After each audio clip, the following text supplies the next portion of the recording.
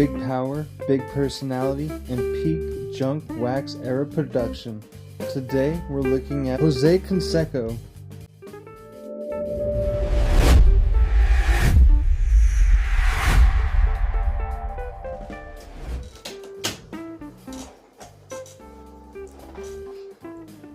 Hey everybody, welcome back to the Smart Card Collector, where we slow things down, take a look at just one card, and decide if it makes sense to be a smart card to collect or not. And thanks for tuning in. This last couple weeks have been troublesome. My phone's been giving me grief, and I don't have the capacity to use the lock screen, so therefore I'm having difficulties taking screenshots. And you know, when they say resistance is upon you is when you need to fight back more, and I feel like that's going on with this YouTube channel. I feel like there's a lot of resistance going on. I'm a father of 3 children, and I have pets, and I work a full-time job, so this is just a hobby that we're trying to come into fruition. So go ahead and smash that subscribe button if you haven't already, and we're gonna jump into it. Today we got the 1990s Jose Canseco card from his Oakland A's days, right in the heart of his prime. And in 1990, Canseco was still one of the biggest power threats in baseball. Alright, let's dive in. This comes from the 1990 Score set. Bold red border, yellow frame, clean action photography.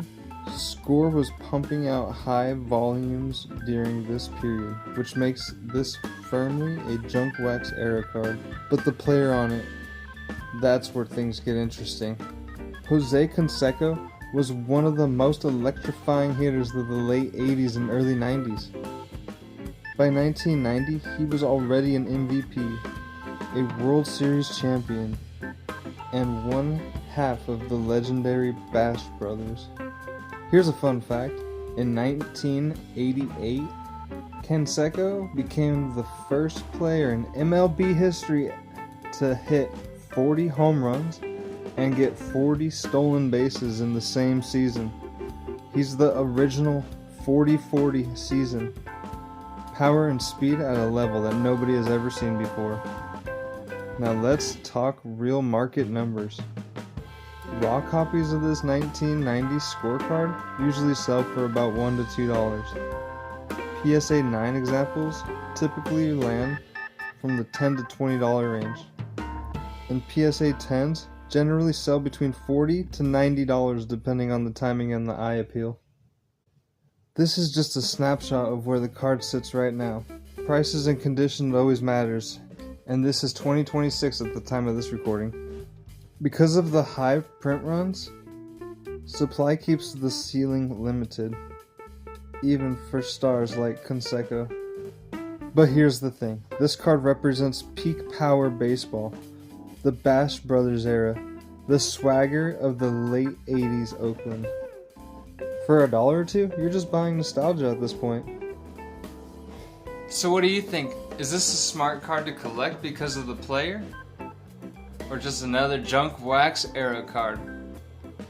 Tell me, would you grade it, or would you just keep it raw? If you enjoyed honest, calm card breakdowns with real market context, then go ahead and hit that subscribe button and we could see you on the next one. And remember, collect what you love and collect smart.